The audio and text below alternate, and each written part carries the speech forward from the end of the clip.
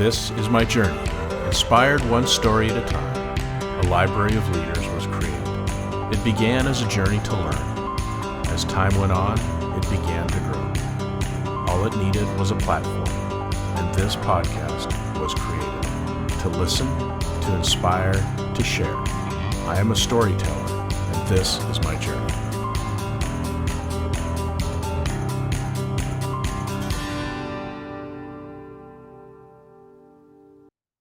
Welcome to another episode of Profiles in Leadership. Today our guest is Sylvia Rohde Liebenau, who is the Chief Simplicity Officer at ADA PTAA, a boutique leadership development company focused on improving emotional intelligence and driving high performance in the modern workplace. At ADA PTAA, she leads the groundbreaking leadership program Artemis and serves as an executive coach and facilitator for executives and teams. Over the last 25 plus years, Sylvia has amassed experience as a leadership development expert and senior professional coach in international and financial institutions, backed by a PhD in international and global studies. She is the former managerial advisor of leadership development and coaching at the European Investment Bank, where she advised leaders for almost 18 years. In addition to authoring her upcoming book, Who's in Charge, she is self-employed as an executive and team coach and helps people and organizations emerge and excel as impactful leaders. So Sylvia, welcome to the program today. It's great to have you on. Well, thank you. It's a real pleasure to be here. And I must say that I really appreciate this podcast a lot because it's very spacious and thoughtful and unique in its way to really give space to thinking. Thank you so much. I've been doing it for a while, and hopefully it gets better as we go. Now, I'm talking to you. You're in Luxembourg, correct? Yes. Yeah, okay. Tiny country at the heart of Europe. Okay, awesome. Well, let's just start with a little context. Tell us a little bit about where you grew up and how you got interested in doing what you're doing now, and just give us a little context so we can start. Yeah, pleasure. So I'm German born, but I would say of parents who had a very international outlook and had chosen themselves at a young age to go abroad. That was like pretty shortly after the Second World War. So they went to, like, collectively, I enumerate Sweden, the UK, US, and France. Yes, at times where that was rarer than it is today. If I see my children traveling around, that's different than from it was then. Yeah, for sure. I have a grandmother who was a Russian immigrant to Germany, and she was a journalist and also an early European. I remember there was an article of hers written in the 1950s, where she said, "I'm a European." Was rarer at that time.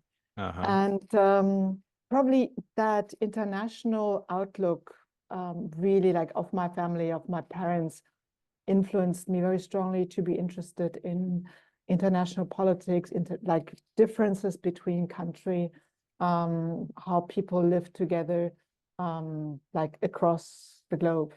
And it also led me to study international relations, which I did at university.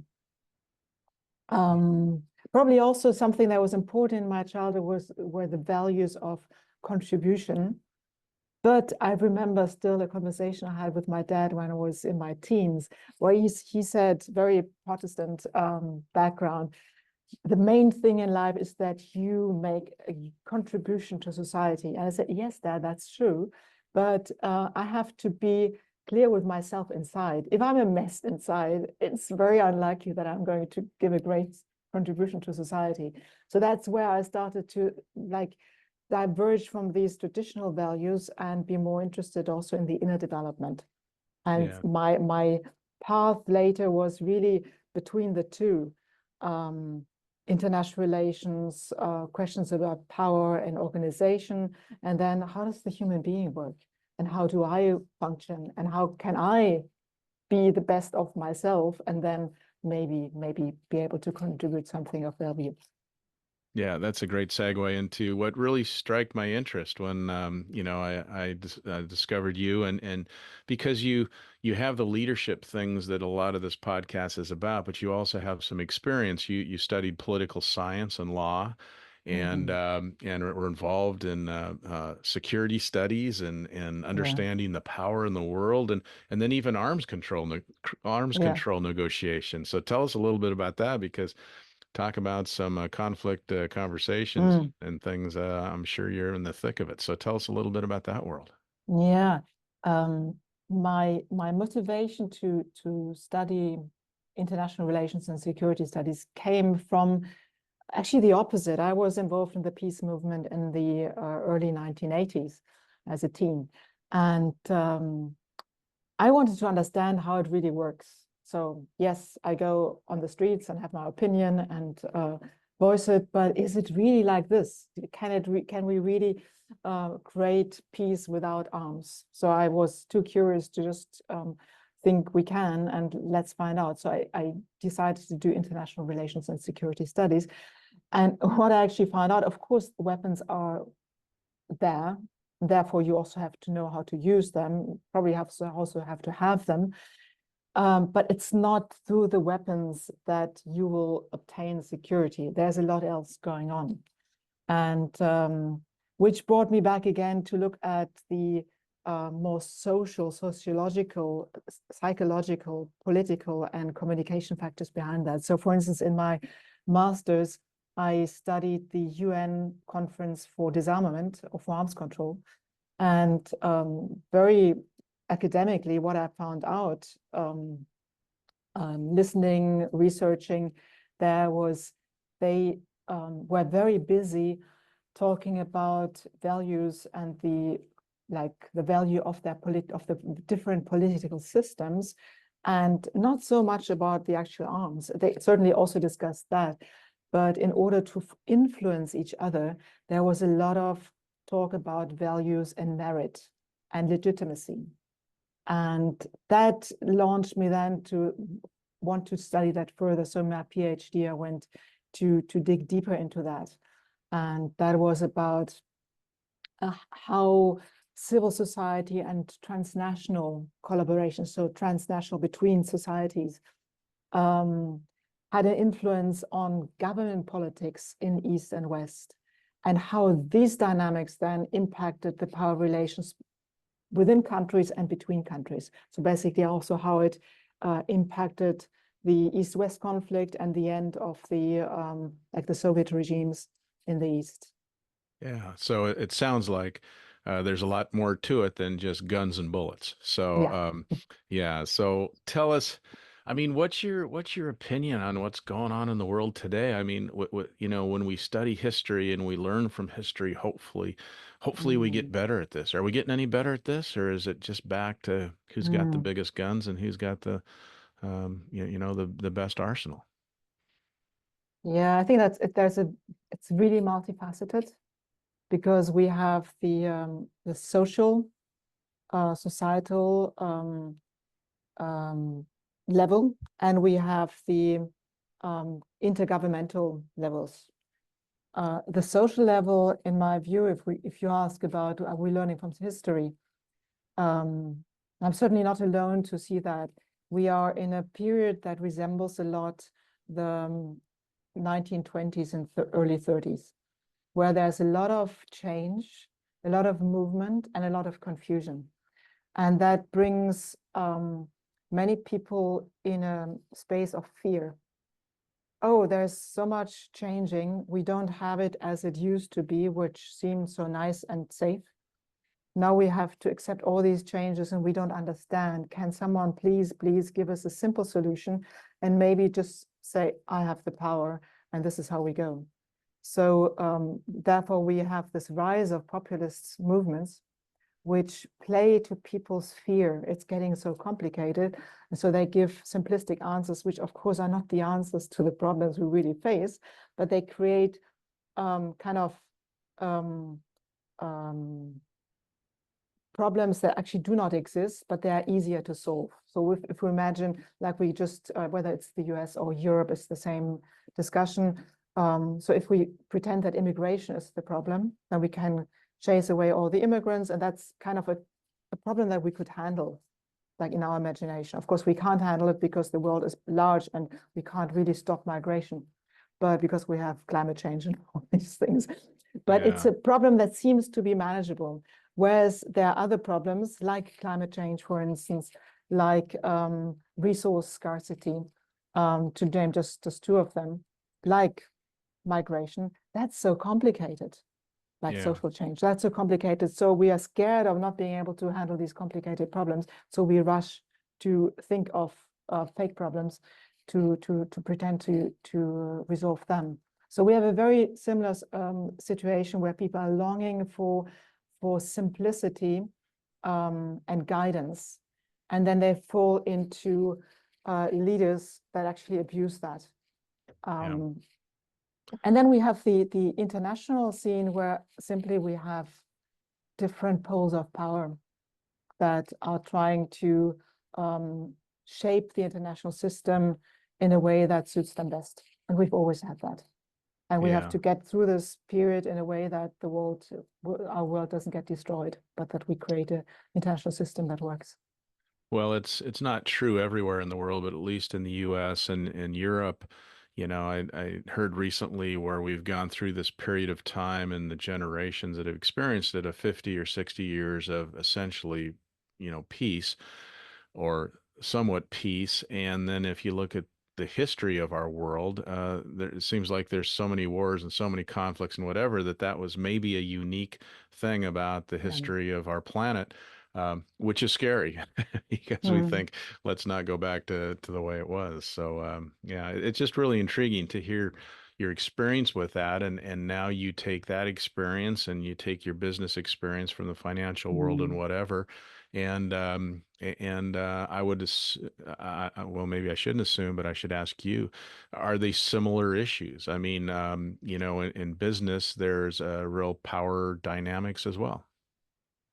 Yes, and what I've learned there, so coming from my studies of international relations and security studies, to see in organizations that, because it's humans everywhere, that there is probably a similar tendency to use old ways of power and leadership to get our ways. And what I've seen is that in organizations that very often this doesn't work anymore because the challenges of complex organizations in complex environments are such that these old power tools don't work so well anymore. So in the past, you had simple organizations, simple situations, and you could have one guy or lady saying, well, this is the way. We go straight ahead. And tomorrow I tell you what exactly you have to do. We can't do that anymore because things are not only complex, Yeah. but they're also volatile. So we have to create more flexible ways of leadership. Yeah, so that's the old command and control style Yes, that, I'm the general or I'm at the top and do what I say and don't ask any questions and we'll get this exactly. done. But in today's world, obviously, whether it's in, anywhere in the world, probably you need to be more collaborative. You need to be more, give people a part or a say in the organization so that it can move forward. Exactly. Yeah. And we need collaboration. And anyone who has worked in large organizations knows that there are these classical problems of competition between main divisions or departments. Like you have research and development versus sales. You have legal versus front office in finance. And of course, they have different perspectives and goals in a certain sense, but if they fight against each other, there is unnecessary friction that takes energy away from what actually can be achieved. And also it reduces simply the efficiency and the ability to be successful as an organization. I can give you an example if you want. Yes, please. Absolutely. From quite early on in my career, I was working at the European Commission and was really a novice. So I didn't know a lot except from my university academic knowledge. I did have a good knowledge of Eastern Europe, and I was responsible for telecommunications technical systems programs for the former Soviet Union. And since I didn't know a lot about telecoms, except for how my telephone worked, I needed to collaborate with the European Commission Director General of Telecommunications. I knew that, otherwise I would have been quite hapless. But that was not the way that the European Commission worked. As I learned then about a month, 2 months into my work, because my boss called me in, Sylvia, you're working far too closely with them. They're going to take over. They're going to control what we are doing. You must keep a distance. And I say, well, listen, so far they're not taking over anything. We also have the budget. So in the end, at the end of the day, we're going to decide. But we really need them because we are working with counterparts who are ministries and they know what they're doing. I do not know what they're doing, so I need advice. We are working with the World Bank. They have bigger teams than we have. So please trust me so that we can collaborate. And he did trust me in the end. But I learned, wow, it's not normal. The normal way to work would have been, we have our portfolio and we keep a closed hand on it so no one can look inside. But then we would have been weaker. We would have been a less effective portfolio of programs. We would have been looking less good vis-a-vis the counterparts, vis-a-vis other donor organizations. So the collaboration made us more powerful. And that was my first learning about power. It seemed to give away power, but actually it made us more powerful. Yeah, that's really interesting. And I think it's fascinating too. I know you have experience in, obviously in Europe, but also in the US. And so, you know, is it right to say, I mean, Europe has experience of what happens when power gets out of control and you get dictators or fascists or whatever, and you've seen what happens. And do you Europeans look at us Americans right now and think, what the heck is going on over there? Do they not understand the concern and whatever? So is it interesting to watch from afar what's going on in our world right now, which it seems to be a battle with that. Yeah, the US is a big country in Yes, this it world. is. So whatever happens in the US is obviously affecting the rest of the world. And what we find interesting, it's not very different from what's happening in Europe, but it is more extreme. Yeah. And I don't want to go too much into politics. Yeah, I don't But either. So yeah. but we see that a way of having a political discourse is permitted that people wouldn't have dreamt of 20 years ago. So a question of civility. And also the idea of making up reality rather than being open about facts and what actually needs to be done and how that is being done, so that the political discourse is really being transformed into more a publicity contest. That is worrying because on the basis of that, it's very difficult to create policy that serves the citizens in the end, and then in the end also serves the whole world. So that is worrying. Okay, well, let's get back into business now. So you have a lot of experience in the financial world. You were head of, leadership development and so on in your organization, and now you work, as a coach. And so, are most of your clients Europeans, or do you have an international client list? Tell me a little bit about that. It's pretty international. I think in this world of leadership coaching, it's never local. So Yeah. I have clients in New Zealand, the US, Italy, the UK, Germany, Luxembourg. So it's a pretty wide spectrum. And this may be a bit of a general question, but are all the issues similar? I mean, is your teaching and coaching the same, or is it regional in the sense that you're going to coach an Italian different than an American? Mhm. I just coached an Indian a couple of hours ago, and there are, of course, intercultural questions because you maybe Yeah. know these terms of high context cultures, low context cultures. We have these differences, but in the end, we have organizations that are most of the time global organizations or large organizations where I work, and they have very similar challenges. And then we are human beings. Yeah. And human beings globally, they're pretty similar. Yeah. Yeah. So when you work with your clients in coaching, why why do you think people reach to you as I need a coach and I'd like to work with you? Is it what is it in their world that they seek you out? Mm. Um, I see them mostly got sought out by people by word of mouth. So they have Hmm. heard from a client who worked with me and who liked that. Sometimes also via LinkedIn because they see what I publish.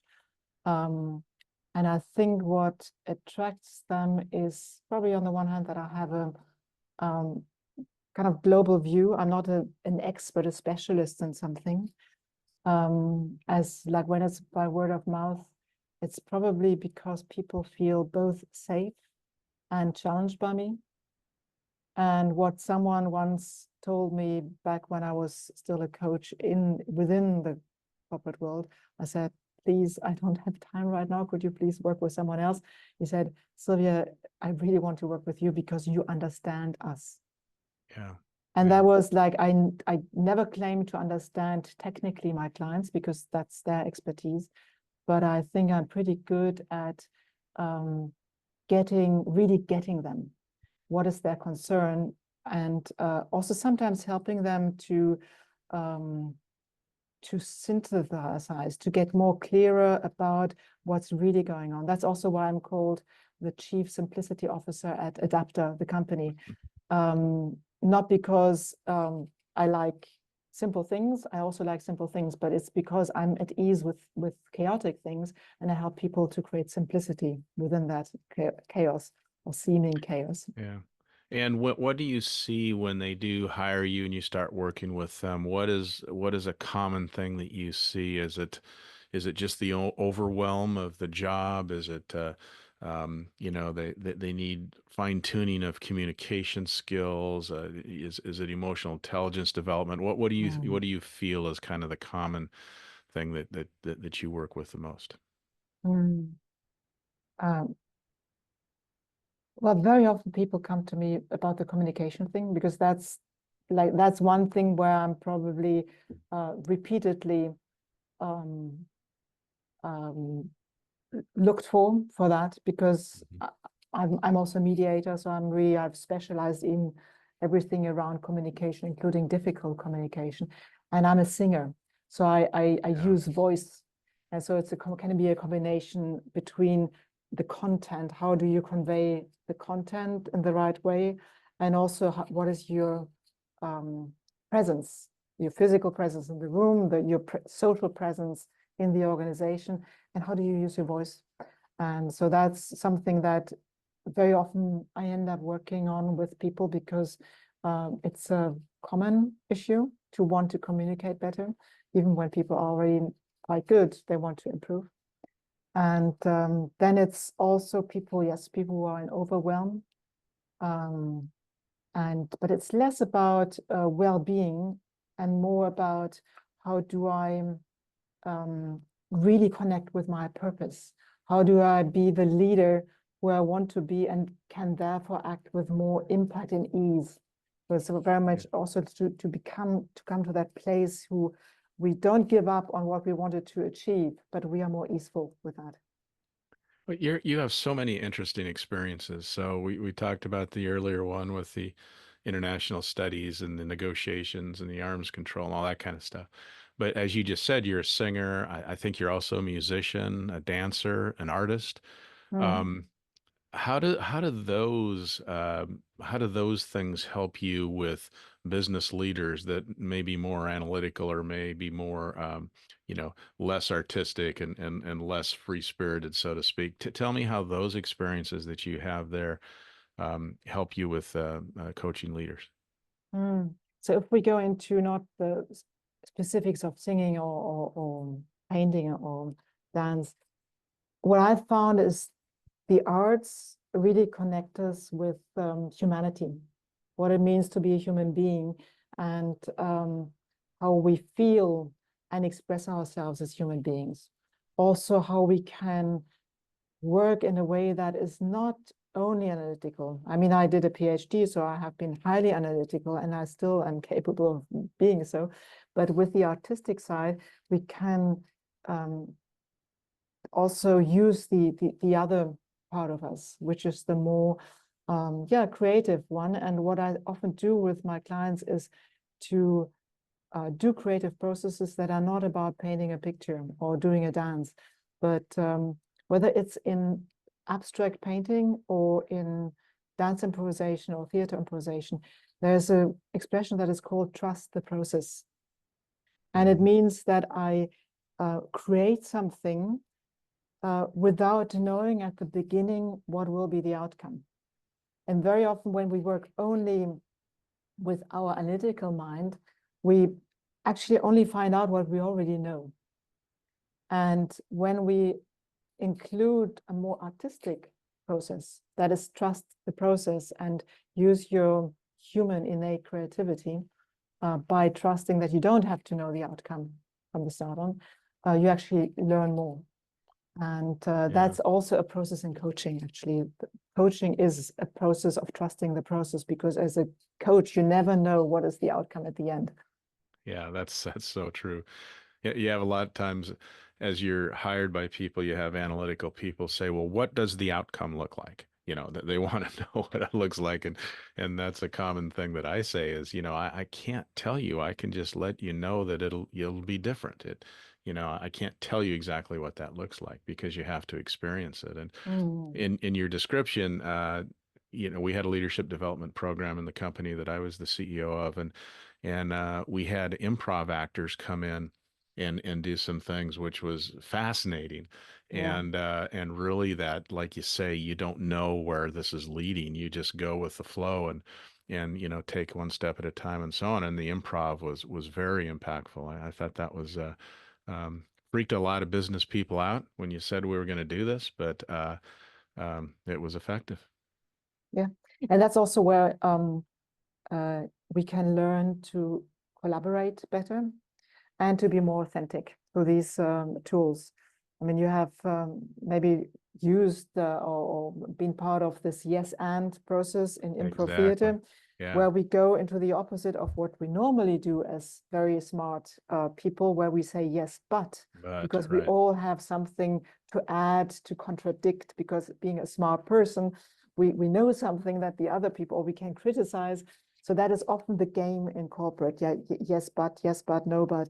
And the truth is that when we play that game, it can be intellectually stimulating, but Yes. often we actually do not get the full energy of the people. It's draining, and we don't get such smart results as when we say yes and, which means I hear what you're saying, and although I don't agree with everything, there are 2% which are actually really good, and I will build on that.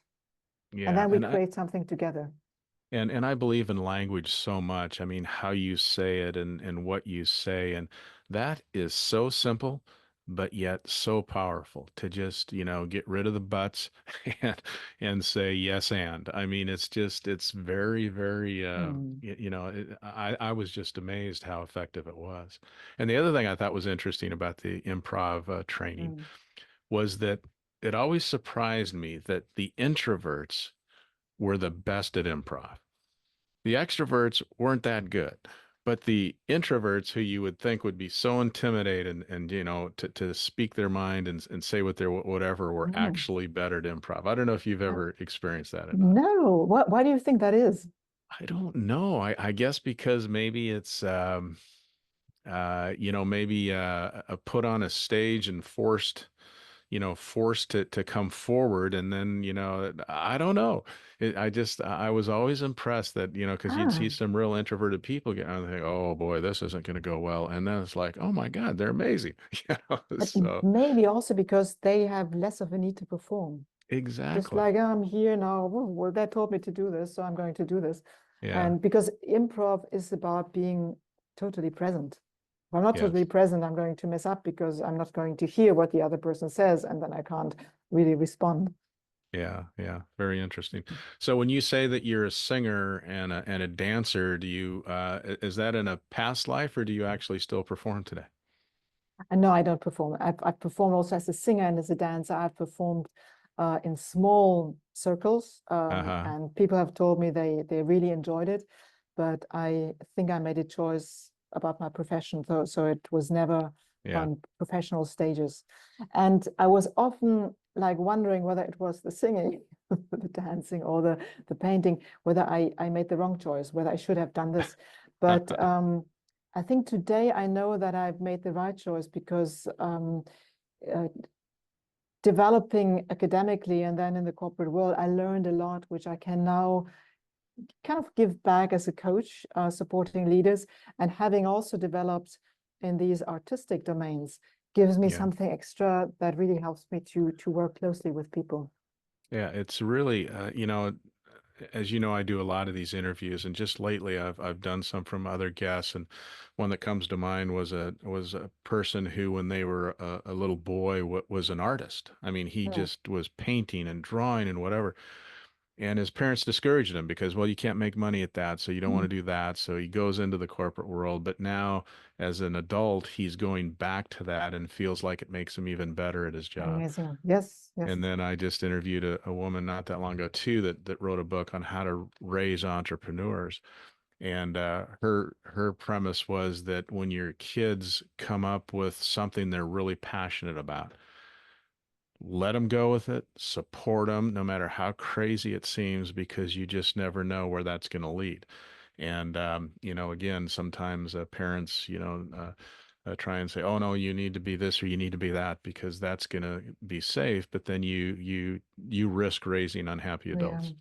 Totally. So And that also connects to the last chapter of my book, which meanwhile has come out, the chapter on legacy, yeah, um, that we risk being successful as something that we can do, but that is not really us.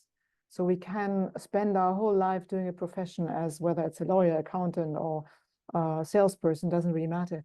But if that's not what our life really is about, because that's not who we're made to do, yeah. um, then we actually don't live our life. So we are not really leaving the legacy that our life could have been about.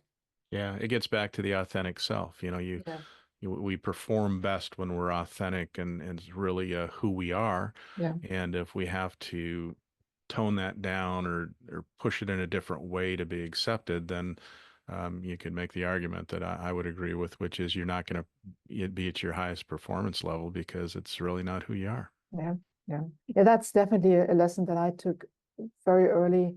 I made it the motto of my life is like if I'm um, really interested and passionate about something, then I'm much more likely to succeed than if I'm trying to be something to someone.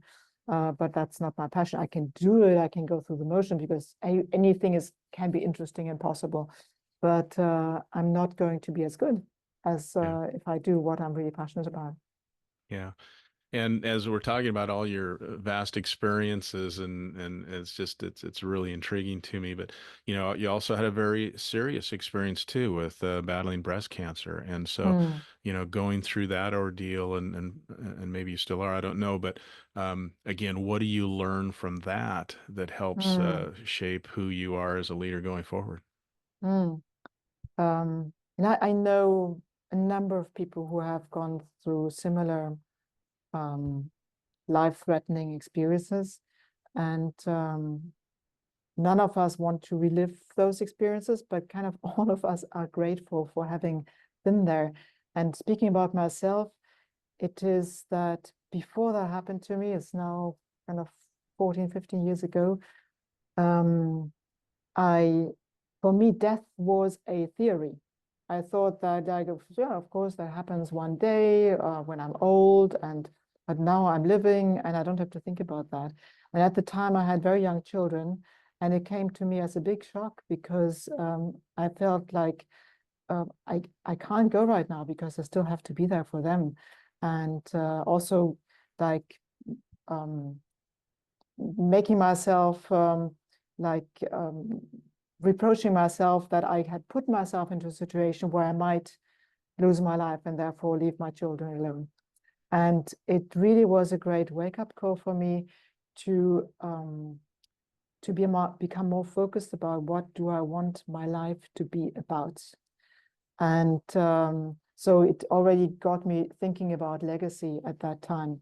And not legacy in a big thing that people will create a statue of me or something, but Yeah. what do I want to be remembered for? And if my life ends tomorrow, will I be able to close my eyes and say, it's been a good life? I've done decently. Yeah. And so that was really a shift for me. Also, in terms of becoming much more sensitive to what is good for me and what's not good for me. So it's saying like this, I don't want to have any of this BS because it's not good for me. So speaking up. And I think that's especially for cancer. I think many people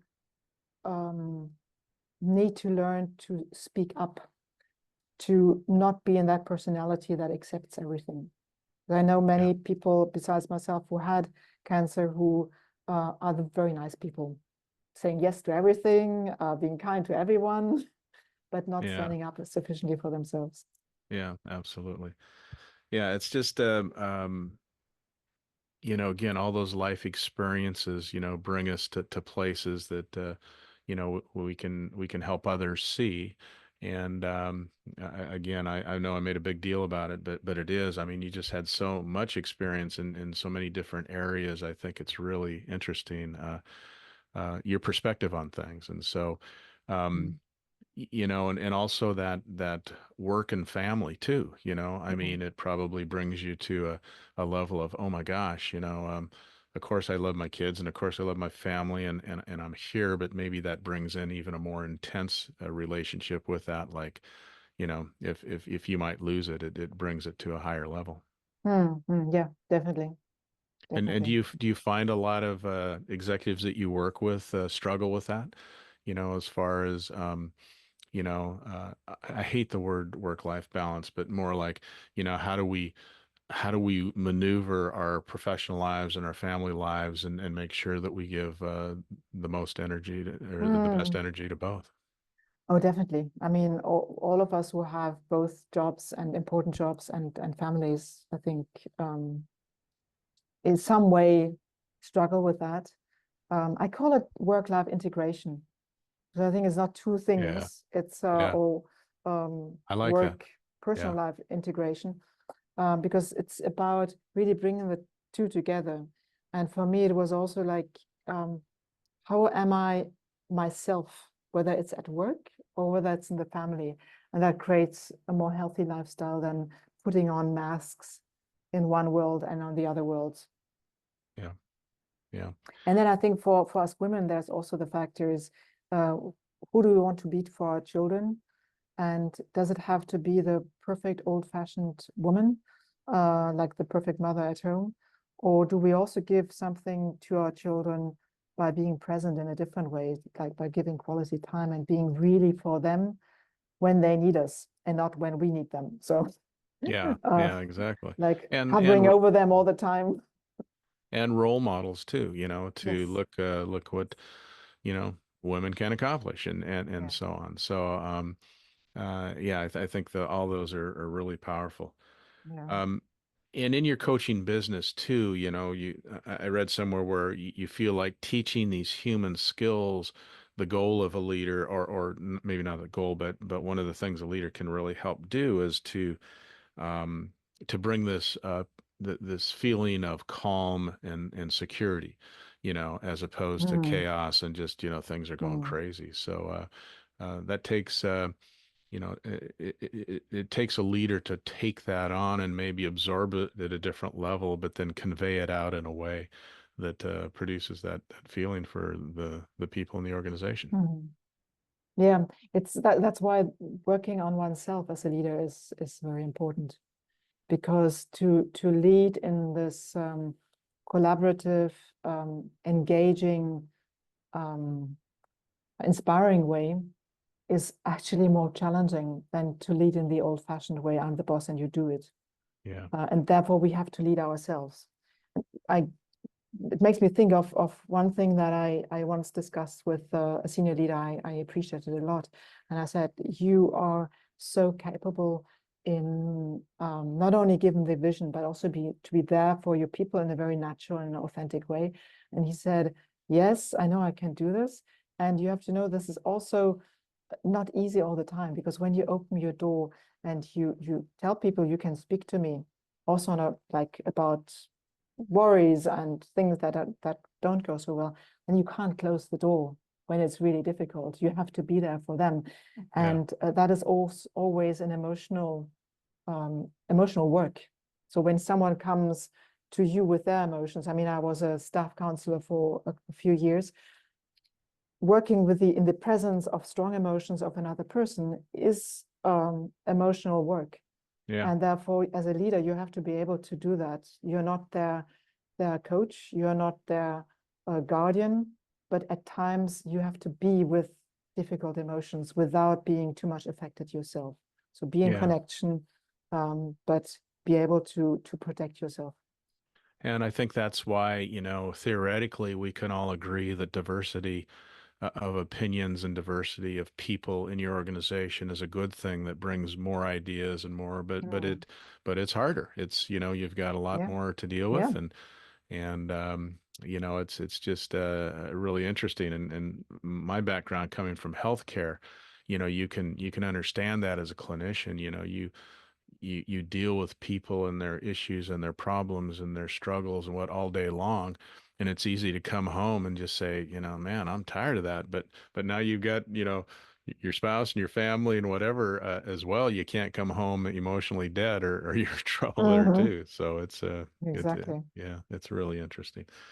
Yeah. And the thing about it too is, as a woman leader as yourself and so on, I'll just go out and say it. I personally think we'd be a lot better off if there were more women in leadership roles in politics as well as business.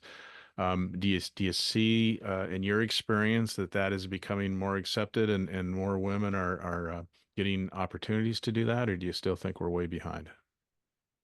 I think we still have a lot of road to go. Currently, women, not all of them, but many women bring naturally a leadership style that is actually more conducive to successful organizations and successful government, because they're more collaborative, more co-creative, and Mhm. often also more explicitly guided by their purposes and values.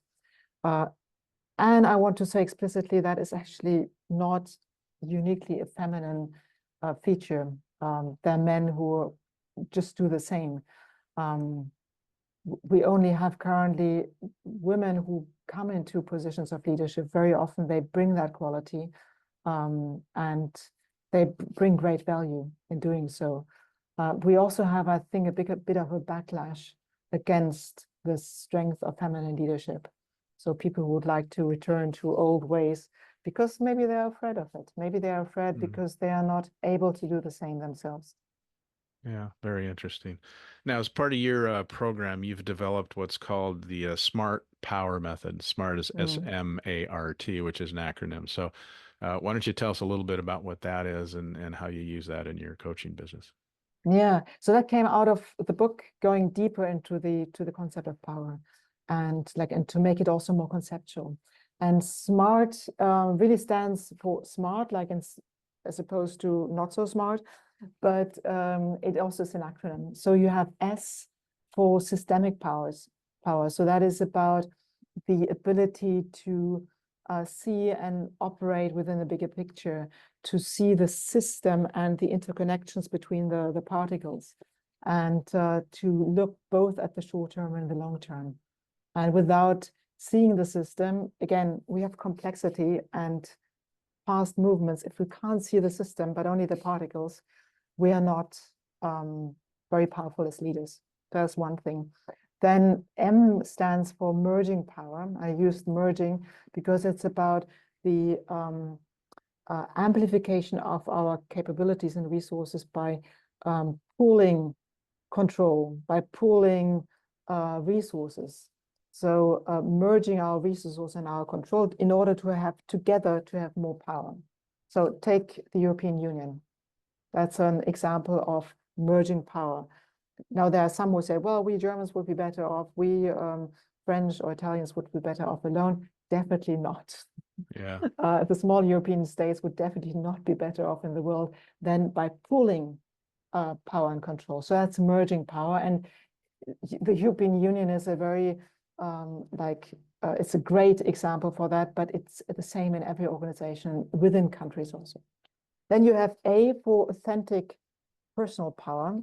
And that's about, we just talked about it, the power of the leader, the internal power that we need as leaders in order to do all the rest. If we don't have the, this inner alignment with our values, if we don't have a certain degree of mastery of our emotions and of our expression, we are not very skillful in what we are doing in the rest of our leadership.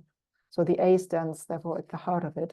Then we have R, that is relational power, that is kind of linked to the merging power, but it's on a more practical level. How do we build successful partnerships, collaboration? How do we reach out to other people then rather than being like on our own? That all about relationships and collaboration without even having to start to pool the control, but really networking, overcoming silo thinking, working in a network.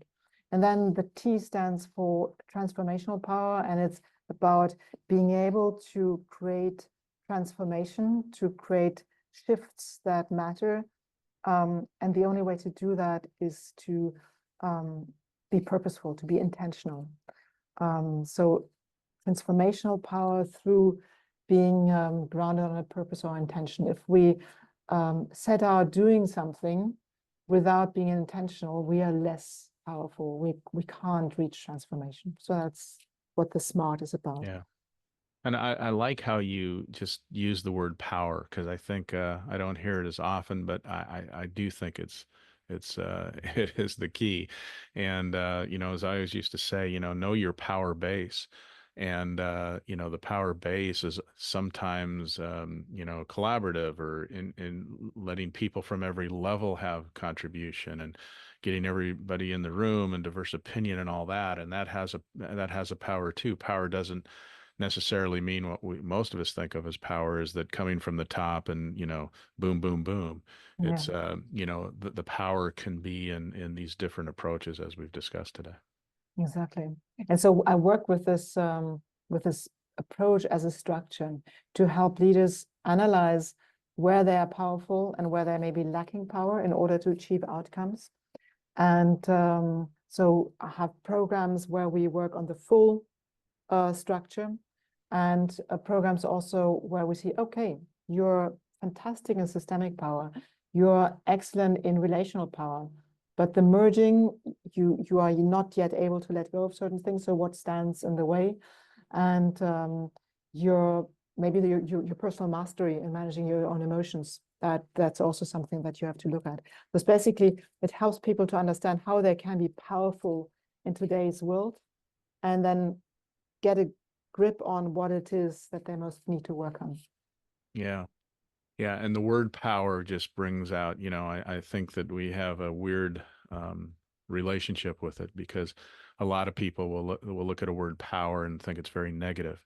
But as you just described, power can be something that is good in a sense, and helps an organization if you know how to use it in a way that's not heavy-handed, is what most people think power means. Yeah, no, absolutely. As I think especially women often says, power is a bad thing. But power is about achieving outcomes that we want to achieve, and that actually are good for people. So I need power to do that. And I like to explain like the difference by speaking about the volcano. Like a volcano that erupts creates a lot of destruction, but it's not powerful.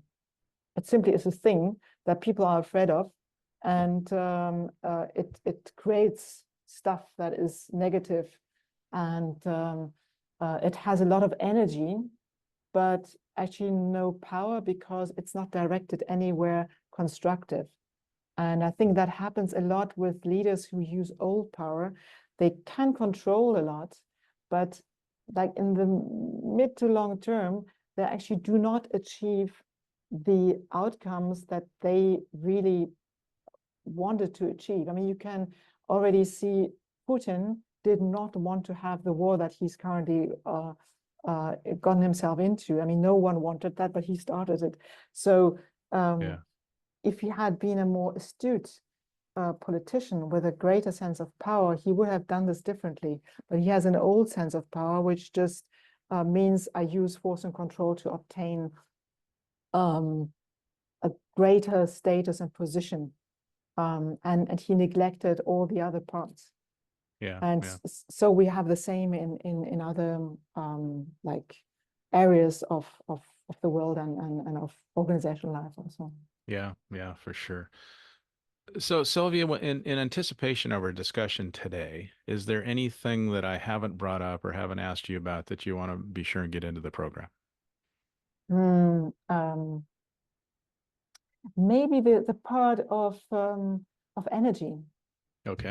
that is in my book, because what I see is that especially leaders who want to make a difference, who want to use power in a good way, often they really they are struggling in this complex and very chaotic world, often in order to stay on the scene, Hmm. to remain impactful. So I think it's like knowing how to use your energy, knowing how to recharge your energy, knowing what energy actually is, human energy, is so important to succeed as a leader. And that's also part of my work. Yeah, I know that you're an author and you've written a recent book that has been published just this last September, I believe. So tell us Yeah. about the book and kind of what you're trying to say and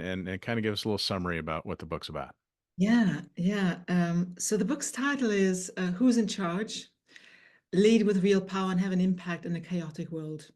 And it's basically, it brings together the 20, 30 years of my work in corporate and as a leadership coach.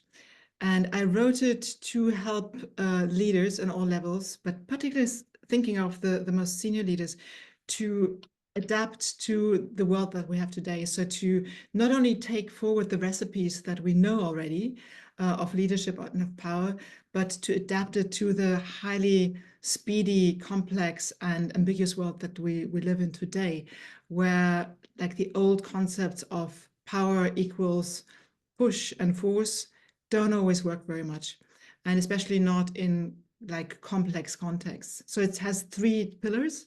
One is power. So rethink power. Is power really what you think? And do you want to be a leader simply, or do you want to be a leader who has impact? And therefore, then you have to be a bit smarter with the power. The other part is energy, because we live in this complex and high-speed world, and it's like we have multiple balls in the air all the time. How do you maintain your energy in that world? And the third is legacy.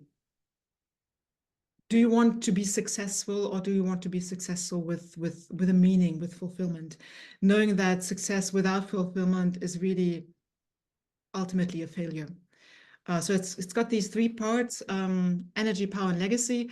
It is conceptual, but it's also very practical. So what I hear from my readers now is that they really love how they can use the book for their own leadership work.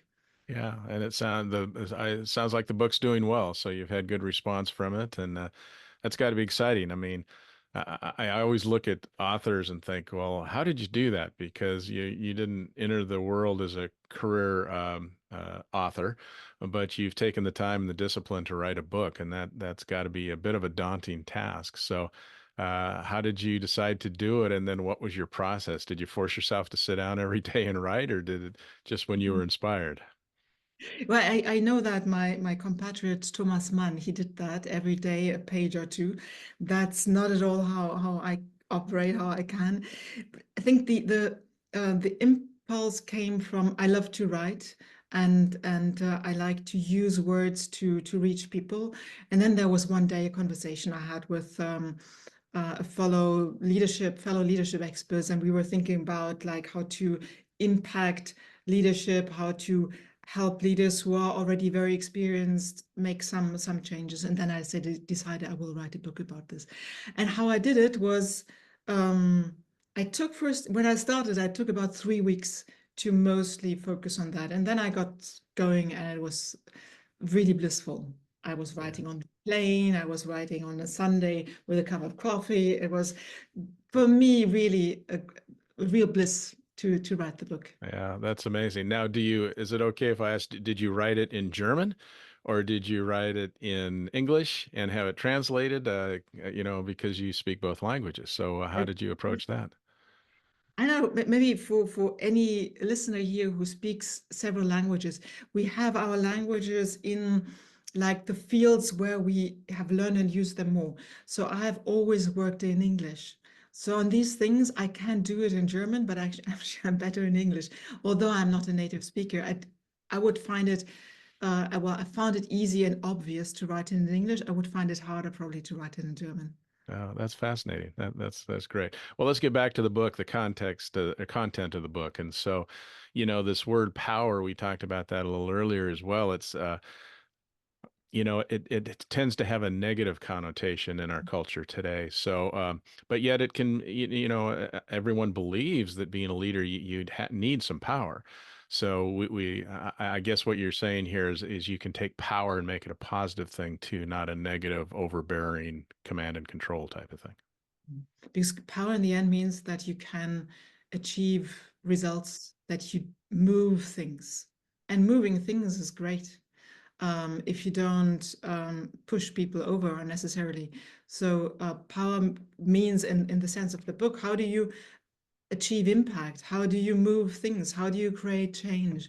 And that, again, is not most of all by pushing people around, but by creating alliances, by rallying people around a vision, by pooling control and resources so that you have more power together.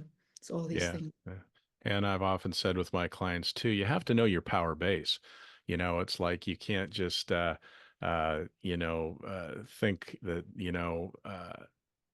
you have to be aware of what your questions and actions and things do to that power base because, you spend so much time building it, you don't want to erode it by doing Exactly. something silly. Exactly. Yeah. And then the other parts, energy, of course, we talk about all the time. Gosh, isn't that kind of the biggest thing out there right now is how do I have the energy to do all the things I need to do and want to do and put in the time that it takes to be a strong and competent leader, but yet have time for myself and my family as well. So the energy thing is definitely a big piece of all this. It's very important because without energy, we don't do anything. We can be smart about power, but if we don't have the energy to do it, then it doesn't work. And there Yeah. it's important to understand how human energy actually works, that it's not like a machine energy. We are much more interesting. Yes. Yeah.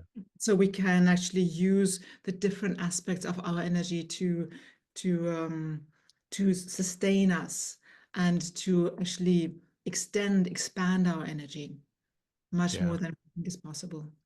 And then the third pillar you talked about was legacy. I think any leader who's, been in that position, if they say they don't care about legacy, I think they're fooling you. It's important to everybody, and you want to be remembered in a certain way, and you want to be proud of what you've done, and you want to, step out, feeling like you've, as you said, make an impact. Yes, indeed. And it's like, oh my God, it's like so many people start to think about that pretty late. And I wish for everyone, including myself, to work at that early when we really can still construct something that we will be proudest of at the end of our lives. And that's the beauty of legacy, that we can grasp, embrace that when we're still in our best years. Yeah, for sure. Well, you've done it once, and you said you enjoyed it. Is there another book in your future? Are you gonna write another one, do you think? It's quite likely actually about smart power. Yeah. So, Sylvia, at this point in the interview, I always ask my guests the same common question. And that question is, in relation to leadership, what is a pearl of wisdom that you could leave us with today? That's a great question. So if you think that leadership is about one thing only, which is being on top or your status, then you will never be the impactful leader that you can be. If you know that leadership is about serving the organization, the people you work for, and therefore you're able to reach out and share power and bring people in to include their wisdom and their qualities, their capabilities, then you will be a very powerful leader. Yeah, well said. As I said earlier, I believe in language and I believe in words, and the words that came out many times today are power and wisdom. And I think those are words that can be misconstrued sometimes, but yet when looked at in the more open or collaborative lens, they're good words, and they're things that we can really learn from, and be willing to accept other ideas from other people that may have more wisdom in that area than you have yourself. And a good leader is willing to say that, I don't know the answers to that, or I'm not an expert in that area, but I really want your opinion because you have this wisdom or you have this experience. Good leaders are willing to say that and seek out that information. Exactly. Yeah. Well, Sylvia, this has been a real pleasure. Technology allows us to sit here and have this great discussion when we're tens of thousands miles away from each other. And it's been a real delight, and I've learned a lot. And I wish you the best with the success of your new book.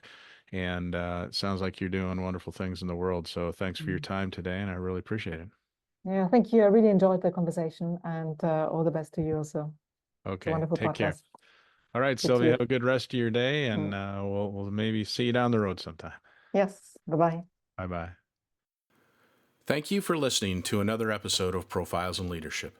To listen to all my interviews, subscribe to Profiles in Leadership with Steve Anderson on Apple Podcasts, iTunes, and many other popular podcast platforms.